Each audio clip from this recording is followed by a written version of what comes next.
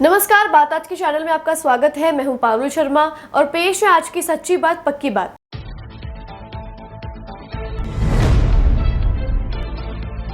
विधानसभा चुनाव को लेकर मतदाताओं को जागरूक करने के लिए स्वीप कार्यक्रम मेडिकल कॉलेज में हुआ आयोजन।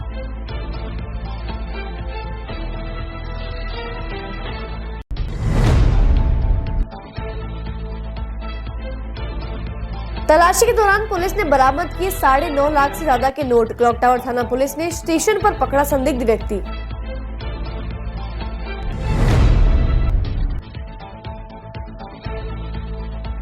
स्वर्ण विजेता खिलाड़ियों का सराधना स्कूल में हुआ भव्य स्वागत। एथलेटिक्स प्रतिस्पर्धा में विद्यार्थियों ने प्राप्त किया स्वर्ण पदक।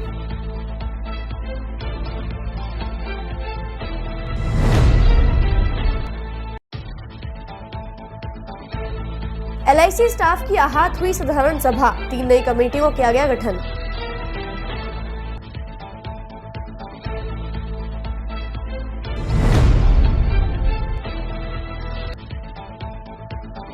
AD के निर्माणाधीन बिल्डिंग के टैंक में गिरी मासूम, दौरान इलाज मृत्यु।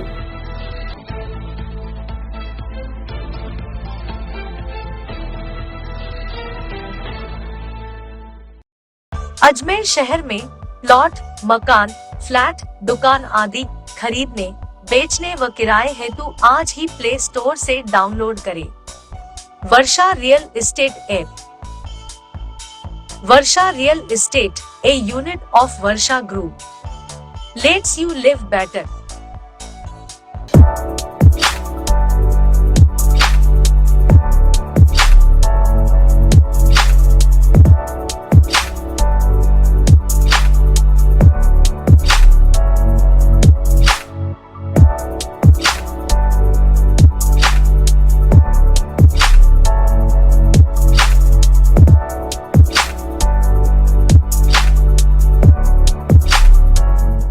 ये सर्किट मामू नहीं बनने का, रेडीनेट फाइबर लगाने का। इंटरनेट बोले तो रेडीनेट फाइबर नेट। डिटेल्स के लिए 7412001234 पे कॉल लगाने का। सही है भाई। इंटरनेट बोले तो रेडीनेट फाइबर। अब शुरू करते हैं बातों का बेहतरीन सफर। विधानसभा चुनाव को लेकर मतदान में सभी मतदाता 100% चुनाव करें, इसी बात को ध्यान में रखते हुए पूरे अजमेर जिले के सभी विधानसभा क्षेत्र में कई गतिविधियां आयोजित की जा रही हैं। DCEL कमेटी कार्यकर्ता सचिव दर्शना शर्मा ने जानकारी देते हुए बताया कि अजमेर शहर में शहरी उदासीनता को दूर करने के लिए मेडिकल कॉलेज में सभी यूथ को लेकर स्वीप गतिविधि आयोजित की गई, जिसमें 300 से अधिक मेडिकल स्टूडेंट विभाग अध्यक्ष व एडिशनल प्रिंसिपल ने इस कार्यक्रम में हिस्सा लिया। वहीं सभी बच्चों द्वारा कन्यादान, नेत्रदान, विद्यादान की तरह ही मतदान करने के संदेश नुक्कड़ नाटक के माध्यम से दर्शाया गया। सभी विद्यार्थियों ने प्रशासन द्वारा आयोजित इस कार्यक्रम में अपनी सहभागिता निभाई और इस आयोजन में बढ़ चढ़कर हिस्सा लिया।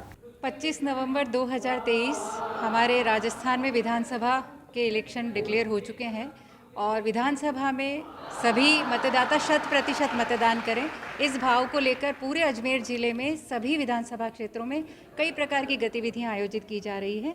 आज अजमेर शहर में शहरी उदासीनता को दूर करने के लिए जो हमारा मेडिकल कॉलेज है, यहाँ के यूथ को लेकर एक स्वीप गतिविधि आयोजित की गई, जिसमें लगभग 300 से अधिक मेडिकल स्टूडेंट्स, यहाँ के विभागाध्यक्ष और एडिशनल प्रिंसिपल सर सभी ने यहाँ पर भाग लिया। बहुत उत्साह से बच्चों ने बहुत सुंदर नुक्कड़ नाटक का प्रदर्शन किया कि कन्यादान, नेत्रदान की और विद्यादान की तरह से ही मतदान एक बहुत महत्वपूर्ण एस्पेक्ट है हमारे लोकतंत्र का, और सभी ने यह शपथ ली है कि हम मतदान अवश्य करेंगे।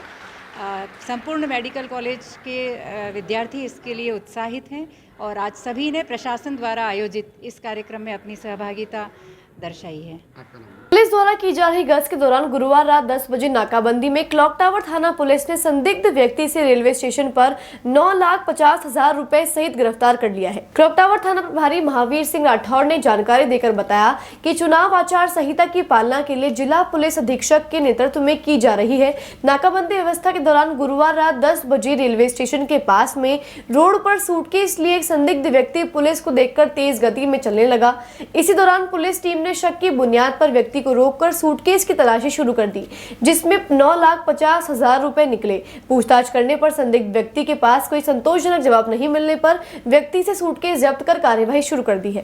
चुनाव आचार संहिता की पालना के अंदर जो अजमेर जिला पुलिस अधीक्षक महोदय के नेतृत्व के अंदर हमारी पुलिस की जो टीमें गश्त कर रही है, और नाकाबंदियां कर रही है। इसी के दौरान कल शाम को 10 बजे पुलिस थाना क्लॉक टावर की टीम जो कि गश्त कर रही थी, रेलवे स्टेशन के सामने मेन रोड पर एक व्यक्ति जिसके पास एक सूटकेस था, पुलिस को देख करके तेज़ गति से चलने लग गया और अपने आप को गायब करने का प्रयास करने लगा। संदिग्ध होने पर उस व्यक्ति को रोक करके और पूछा गया और उसके सूटकेस को चेक किया गया, जिसके अंदर उसके सूटकेस के अंदर 9,50,000 रुपये मिले।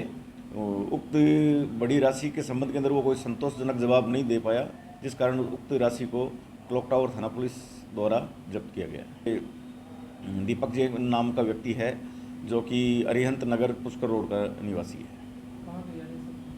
ये अभी जांच का विषय है, अभी वो कोई संतोषजनक जवाब नहीं दे पाया है, जिसके बारे में जांच के अंदर जो भी चीज़ें हैं वो क्लियर की जाएगी।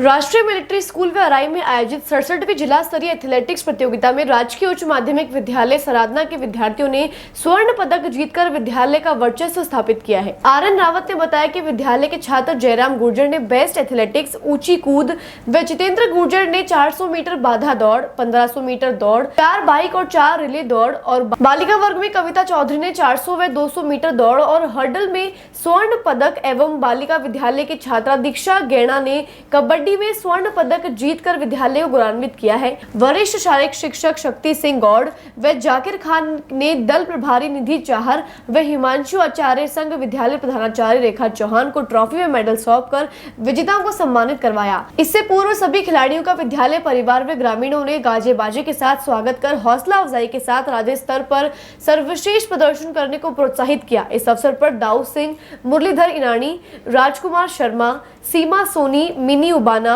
अमिता अग्रवाल, यशोदा वर्मा, संजू जेदिया, प्रेमा बनिया, नीला भंसीजानी, हेमलता, जया शर्मा, सतीश कुमार सहित तमाम विद्यालय परिवार ने हर्ष व्यक्त किया। अंत में प्रधानाचार्य रेखा चौहान ने विजेताओं के उज्जवल भविष्य की कामना कर विद्यालय परिवार का धन्यवाद ज्ञापित किया। 67वीं जिला स्तरीय एथलेटिक्स प्रतियोगिता जो कि Topdara senior higher secondary school Ajmer में के तत्वाधान में संचालित हुई और राष्ट्रीय मिलिट्री स्कूल के खेल मैदान पे ये प्रतियोगिता आयोजित की गई, जिसमें राजकीय उच्च माध्यमिक विद्यालय सराधना ने बहुत ही अच्छा प्रदर्शन करते हुए गांव का नाम रोशन किया, स्कूल का नाम रोशन किया तथा एथलेटिक्स की चैंपियनशिप 19 वर्ष सीनियर की प्राप्त की। हमारे यहाँ के बच्चा जयराम जो बेस्ट एथलीट 19 वर्ष का घोषित हुआ और हमने 37 अंक प्राप्त कर ये चैंपियनशिप जीती है। ये साधना स्कूल ने प्रथम बार एथलेटिक्स में ये चैंपियनशिप प्राप्त की है। सभी ग्रामवासियों ने और स्कूल के स्टाफ ने आज बच्चों के यहाँ पहुँचने पर ढोल नगारों से उनका स्वागत किया बच्चों का, और सभी स्टाफ ने बच्चों को बधाई दी और मैंने भी सभी बच्चों को बधाई देते हुए आगे बच्चों के उज्जवल भविष्य की कामना की। आज दिनांक 27 अक्टूबर शुक्रवार को दोपहर 1:30 बजे मंडल कार्यालय अजमेर परिसर के स्टाफ क्लब में जीवन बीमा स्पोर्ट्स क्लब की साधारण सभा का आयोजन किया गया। स्टाफ क्लब की साधारण सभा के मुख्य अतिथि श्री वी.के. जौहरी, मंडल प्रबंधक नव व्यवसाय एवं सभा की अध्यक्षता श्री लक्ष्मण कोटाई, मंडल प्रबंधक द्वारा की गई। स्पोर्ट्स क्लब के महासचिव श्री अरुण शर्मा द्वारा गत वर्षों की स्टाफ क्लब की गतिविधियों का प्रतिवेदन प्रस्तुत किया गया। कोषाध्यक्ष श्री तेज सिंह द्वारा स्टाफ क्लब के गत वर्षों का लेखा जोखा सभा में प्रस्तुत किया गया। समस्त सदस्यों द्वारा उक्त लेखे जोखे को सर्वसम्मति से पारित किया गया। साधारण सभा में श्री अरुण शर्मा द्वारा नई कार्यकारिणी हेतु निम्न सदस्यों के नाम प्रस्तुत किए गए। महासचिव श्री तरुण जैन, सह सचिव श्री गोविंद पंजाबी, कोषाध्यक्ष श्री तेज सिंह। सभा में उपस्थित सभी सदस्यों द्वारा उपरोक्त नामों को सर्वसम्मति से पारित किया गया। इस अवसर पर मुख्य अतिथि महोदय श्री वी.के. जौहरी, मंडल प्रबंधक नव व्यवसाय एवं श्री लक्ष्मण कोटाई, मंडल प्रबंधक ने अपने विचार रखते हुए स्पोर्ट्स क्लब की गत वर्षों की गतिविधियों की प्रशंसा करते हुए आगामी वर्षों के लिए शुभकामनाएं प्रकट की। अंत में श्री अरुण शर्मा ने सभा को धन्यवाद देते हुए आभार प्रकट किया।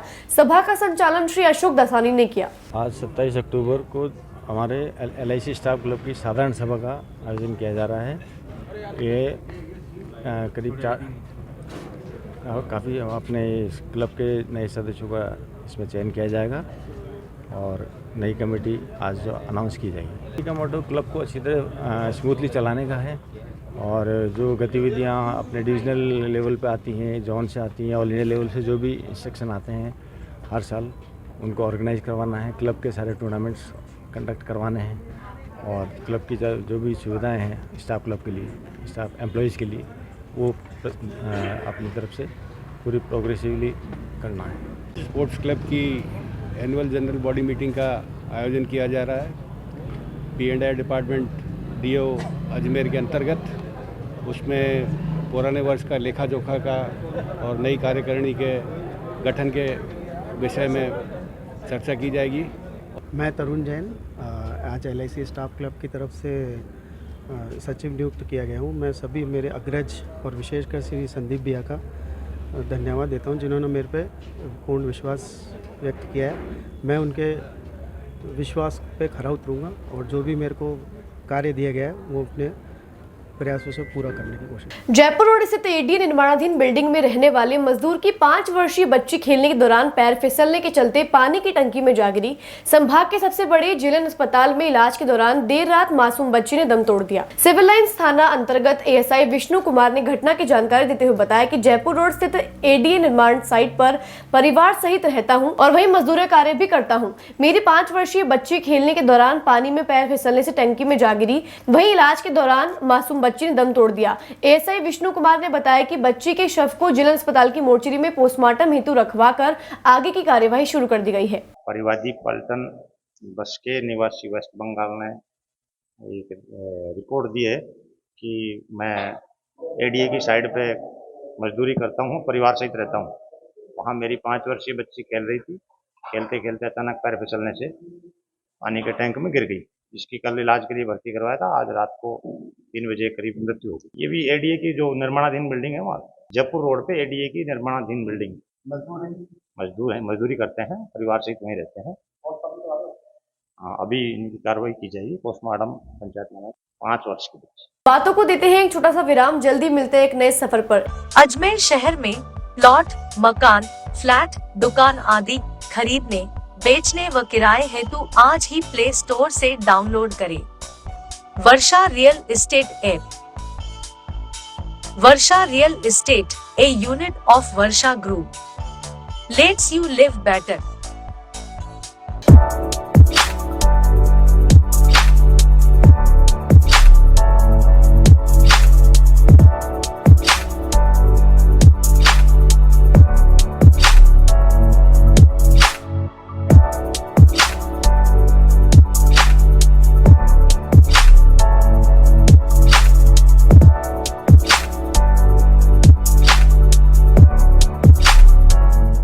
ए सर्किट मामू नहीं बनने का, रेडीनेट फाइबर लगाने का। इंटरनेट बोले तो रेडीनेट फाइबर नेट। डिटेल्स के लिए 7412001234 पे कॉल लगाने का। सही है भाई।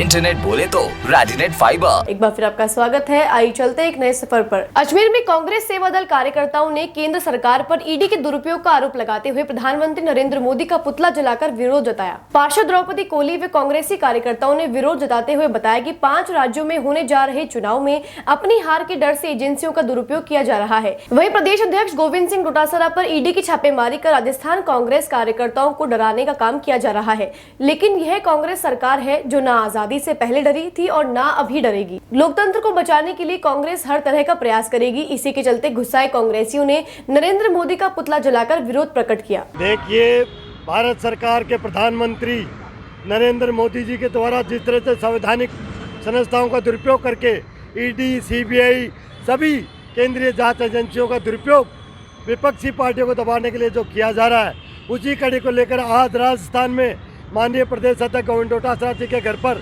ED की रेड मारी है। साथ ही माननीय मुख्यमंत्री अशोक गहलोत जी के लड़के को समन जारी किया है। उसी को लेकर राजस्थान प्रदेश कांग्रेस सेवा दल के प्रदेश अध्यक्ष माननीय हेम सिंह शेखावत जी के निर्देशानुसार पूरे राजस्थान में जिला इकाइयों के द्वारा माननीय नरेंद्र मोदी जी का पुतला जलाकर विरोध प्रदर्शन किया गया है और उनको चेताया गया कि आप अपनी इनका दुरुपयोग करना बंद करें। उसी कड़ी को लेकर आज अजमेर शहर कांग्रेस सेवा दल के कार्यकर्ताओं के द्वारा जिला मुख्य संगठक एडवोकेट देशराज मेहरा के नेतृत्व में प्रदर्शन कर विरोध प्रकट किया गया। आज नरेंद्र सेवा दल के द्वारा नरेंद्र मोदी जी का पुतला जलाया गया इस बात को लेकर कि केंद्र में सरकार इनकी है और 5 राज्यों में चुनाव होने जा रहे हैं और इनको लग रहा है 5 राज्यों में हम हार रहे हैं और इसी को ध्यान में रखते हुए, इन्हीं की गड़बड़ी को ध्यान में रखते हुए कि लोगों को कैसे उलझाया जाए और ये अपनी जो एजेंसी है उनका दुरुपयोग कर रहे हैं, सीबीआई का, सीआईडी का और अपने ईडी का और अपने इनकम टैक्स ऑफिस, ये सारी मतलब किस तरह से डराया जाए लोगों को। और वो अभी इसी का उदाहरण है कि हमारे प्रदेश अध्यक्ष जी श्रीमान गोविंद सिंह डोटादरा जी के घर पर ईडी का छापा पड़ा, माननीय मुख्यमंत्री जी के बेटे वैभव गहलोत जी के उनको सम्मन भेजा गया। आज राजस्थान की जनता जिस तरह से अशोक गहलोत जी के कामों को लेकर उत्साहित है, वोट डालने का इंतजार कर रही है, सरकार बनाने के लिए उत्साहित है, उस बात को लेकर वो इतने डरे हुए हैं कि हमारे को डराना चाहते हैं। लेकिन ये कांग्रेस है न आज़ादी से पहले डरी थी ना अब डरेगी, लोकतंत्र को बचाने के लिए हर संभव प्रयास करेगी और लोकतंत्र को बचाकर रहेगी। उसी कड़ी में आज हमने इनका पुतला फूंका। खानपुरा स्थित बालाजी मंदिर में बालाजी के चेहरे पर कालिक पोतने का मामला सामने आया है, जिसके बाद हिंदू समाज में काफी आक्रोश है और उन्होंने चेतावनी देते हुए कहा है कि इस तरह की घटना अगर दोबारा घटित हुई तो सख्त कार्यवाही अमल में ली जाएगी। वैसे प्रणाम। अजमेर के अंदर खानपुरा करके एक जगह है स्थान, वहाँ प्राचीन हनुमान जी का मंदिर है जिसका आप दर्शन मेरे पीछे कर सकते हैं। काफ़ी सालों से पूजा अर्चना हो रही है, हिंदू समाज के द्वारा काम होता जा रहा है, पूजा अर्चना होती जाती है। गत कुछ समय से 3 से 4 बार ऐसा कृत्य हुआ कि हनुमान जी के ऊपर काला कलर करके चले गए। इसके ऊपर हमने थोड़ी ठंडक रखी कि सांप्रदायिक सौहार्द बना रहे, आपसी प्रेम खराब ना हो, तो हमने प्रशासन में शिकायत नहीं की। परंतु परसों रात को ऐसा हुआ, पूरे मंदिर के अंदर आसपास के देवी देवताओं के ऊपर, हनुमान जी के मुंह के ऊपर, घोटे के ऊपर, सब के ऊपर काला कलर करके ऑयल पेंट टाइप में करके वहाँ से चले गए।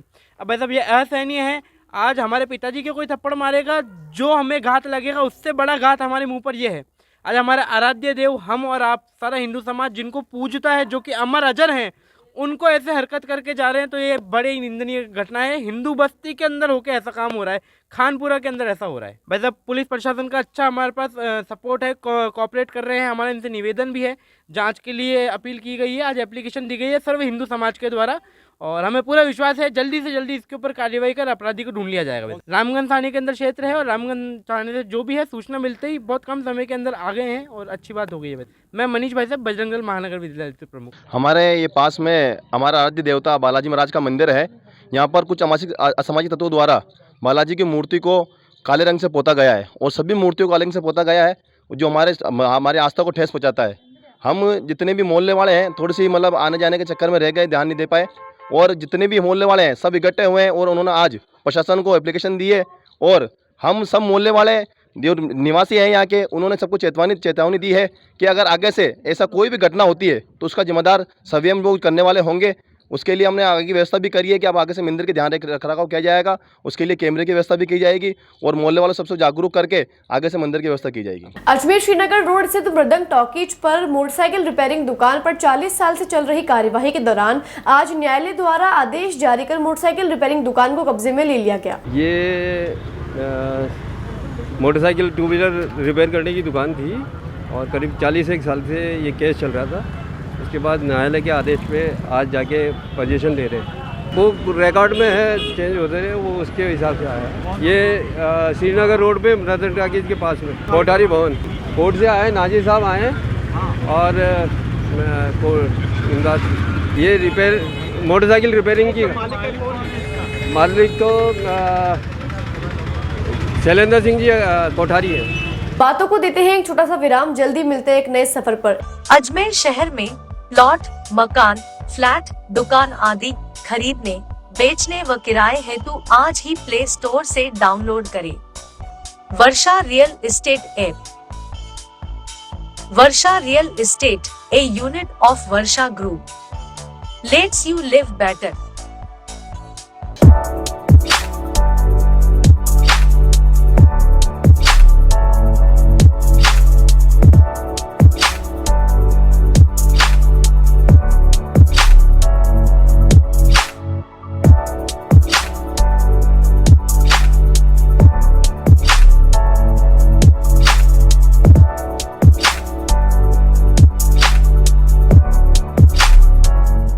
इस सर्किट, मामू नहीं बनने का, रेडीनेट फाइबर लगाने का, इंटरनेट बोले तो रेडीनेट फाइबर नेट। डिटेल्स के लिए 7412001234 पे कॉल लगाने का। सही है भाई।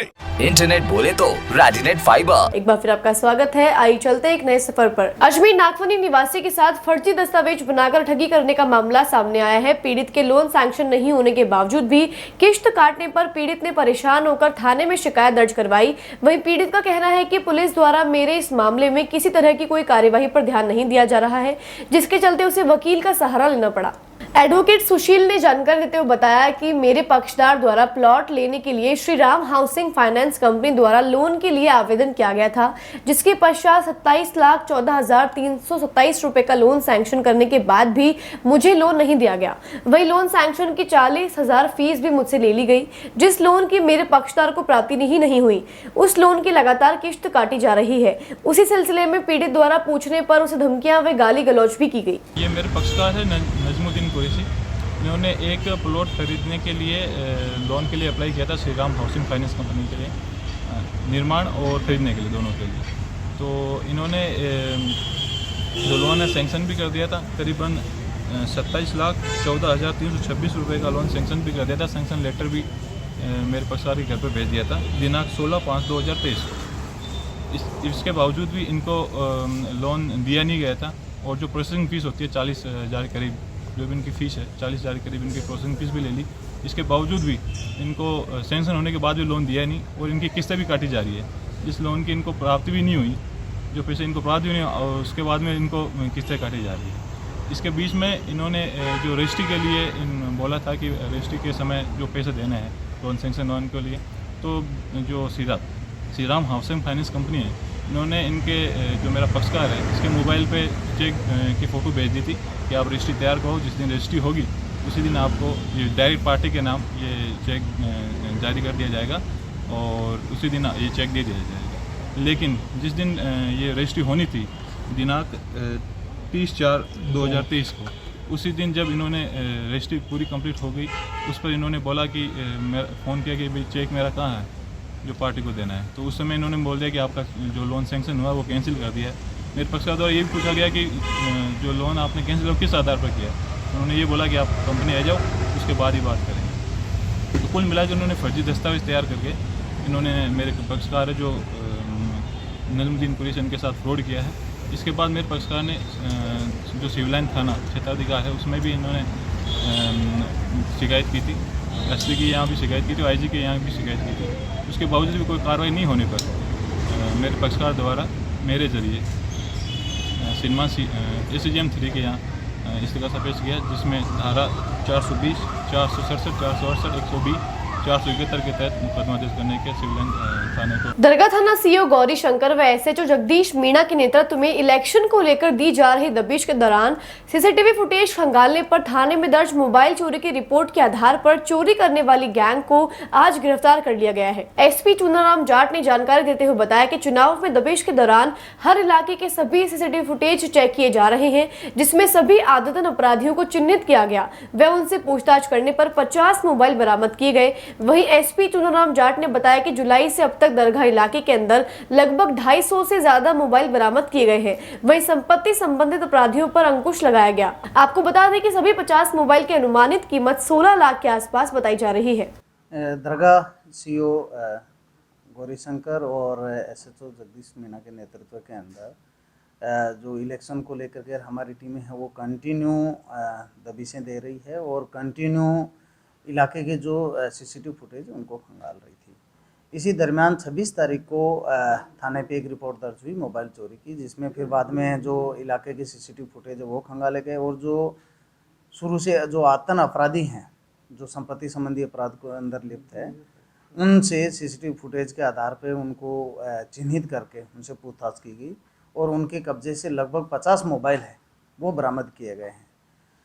हमारी टीम ने जुलाई से लेकर के अब तक दरगाह इलाके के अंदर लगभग 250 से ज़्यादा मोबाइल हैं वो बरामद किए हैं और बहुत अच्छे ढंग से जो संपत्ति संबंधी अपराधी हैं उनके ऊपर अंकुश लगाए। लगभग अनुमानित कीमत जो है वो 16 लाख के आसपास है। जो 50 मोबाइल है वो बरामद किए गए हैं और इसमें जो एक है वो हमारे दरगाह थाने का HS है और इसके अलावा टोटल जो 8 में से 5 है उनके खिलाफ पूर्व में भी अपराध दर्ज हो रखे हैं, जिसमें एक के खिलाफ 14 मुकदमे दर्ज है, एक के खिलाफ 9 मुकदमे हैं, एक के खिलाफ 5 मुकदमे दर्ज हैं।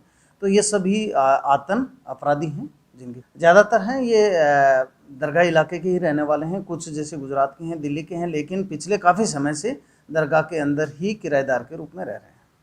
ये जो गैंग जो पकड़ी गई है उनके पास में अभी तक मोबाइल ही बरामद हुए हैं और ये मोबाइल को ही चुराते हैं। अब ये आगे मोबाइल ले जाकर के किसको बेचते हैं उसके बारे में अनुसंधान किया जा रहा है। अजमेर में आज स्वर्णकार समाज के आराध्य महाराज श्री अजमेर जी की जयंती के उपलक्ष्य में हर वर्ष की भांति इस वर्ष भी भव्य शोभा यात्रा का आयोजन किया गया। राजेंद्र सखवाया ने आयोजन की जानकारी देते हुए बताया कि महाराज श्री अजमेर जी के स्वर्णकार समाज द्वारा आराध्य देव के रूप में पूजा की जाती है। इसी के चलते प्रति वर्ष 2 दिवसीय कार्यक्रम का आयोजन किया जाता है। पिछले 12 से 13 सालों से इस आयोजन को स्वर्णकार समाज द्वारा बड़े ही धूमधाम से मनाया जा रहा है। आपको बता दें इस कार्यक्रम में आज सुबह 9 बजे ऋषि घाटी पुष्कर रोड अजमेर से एक भव्य शोभा यात्रा निकाली गई। इस यात्रा के दौरान 500 महिलाएं कलश लेकर पैदल चली। वहीं 12 से 13 तरह की झांकियां इस आयोजन में सम्मिलित की गई। वहीं समाज के 1000 पुरुष भी शोभा यात्रा में सम्मिलित हुए।